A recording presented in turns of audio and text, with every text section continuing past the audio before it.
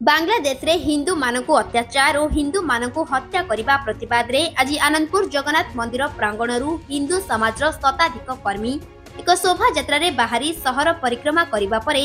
आनंदपुर उपजिलापालक कार्यालय सम्मुख रे विक्षोभ प्रदर्शन करथिले। आनंदपुर उपजिलापालक ऑफिस सम्मुख रे प्रतिवाद सभा रे बीजेपी कृषक मोर्चा राज्य सभापति श्री महेश्वर साहू तांको भाषण रे बांग्लादेश रे हिंदू मानक उपरे हेउतबा आक्रमण हत्या माँ भौणी मानकु अत्याचार और मंदिर भंगा रुजार निंदा करने सहित मौलिकवादी माने कार्यकलाप बंद न कले यार जवाब हिंदू समाज देव बोली श्री साहू प्रकाश करते। प्रतिवाद सभा और शोभा यात्रा घोषीपुरा बीजेपी विधायक प्रार्थी श्री शंभुनाथ राउत, आनंदपुर पौर परिषद उपाध्यक्ष श्री दुर्गा चरण दलई, विश्व हिंदू परिषद जिला साधारण संपादक प्रोफेसर पंचानन राउत, त्रिलोचना दास, श्रीमती सुमति जेना समेत शताधिक कार्यकर्ता जोग देथिले। देखो ये सारा पृथ्वी वर्ष एक नूतन इतिहास सृष्टि कहानी विशेष भाव में आम भारतीय हिसाब से आम गोटे कथा कहवाई चाहूँ जो भारतर सेनानी दिने संपूर्ण भाव रक्तर संघर्ष कर हजार हजार सेनानी पाकिस्तान पाखि गोटे नूतन देश को जन्म करने बांग्लादेश को जन्म करने जो मैंने जीवन देते से जीवन देता लोक जहाँ जी जन्म देता लोक बर्तमान अत्याचार कर बांग्लादेश से जानी ना जे भारत वर्ष बर्तमान भारत वर्षर स्थिति कौन भारत वर्षर शिक्षा क्षेत्र में भारत वर्षर अर्थनैतिक क्षेत्र में एवं सेना क्षेत्र में युद्ध क्षेत्र में भारत वर्ष पृथ्वी में बर्तमान चतुर्थ पंचम महादेश सहित भी सामान हो चतुर्थ महाशक्ति भाव में लोक विचार कर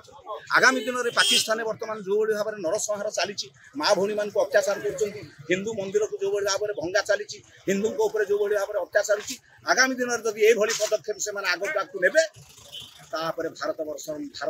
तार प्रतिषेध बुझेब ना बर्तमान सुधा आम गोटे शांति रहीचु जे तार जो इंटरिम सरकार पाकिस्तान जो ना बांग्लादेश जो इंटरिम सरकार अच्छी सी बर्तमान 4 दिन है क्षमा प्रार्थना कर भारत पाखे एवं सुनिश्चित कर हिंदू मंदिर हिंदू देवादेवी कि हिंदू कौन हिंदू समाज प्रति से अत्याचार रहा जदि से कथार विच्युत होती आगामी दिन में भारत वर्ष तार मुहँ भाव हिंदू मानकर देवादेवी मंदिर भांगा सहित हिंदू ठाकुर मान को जालीदवा आमर सेठिकार हिंदू माँ भौणी मान को अत्याचार करवा एवं हिंदू मान को हत्या करवा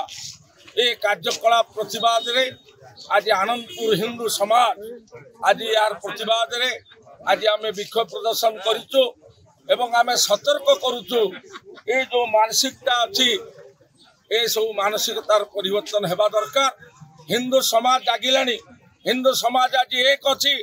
जो माने हिंदू समाज ऊपर अत्याचार करेंगे हिंदू देवादेवी मंदिर प्रति अपमानजनक कार्यकलाप करेंगे एवं हिंदू मान को हत्या करेंगे तार उचित जवाब ये हिंदू समाज दब जो हिंदू हित में काम करेगा जो हिंदू हित में बोलेगा वो हिंदुस्तान को राज करेगा। ये हूँ आमर स्लोगान जे हिंदू हित जे काम करिबो सारा पृथ्वी ताकू सम्मान दब हिंदू समाज ताकू सम्मान दब। आनंदपुर सोमनाथ मिश्र रिपोर्ट रियो न्यूज।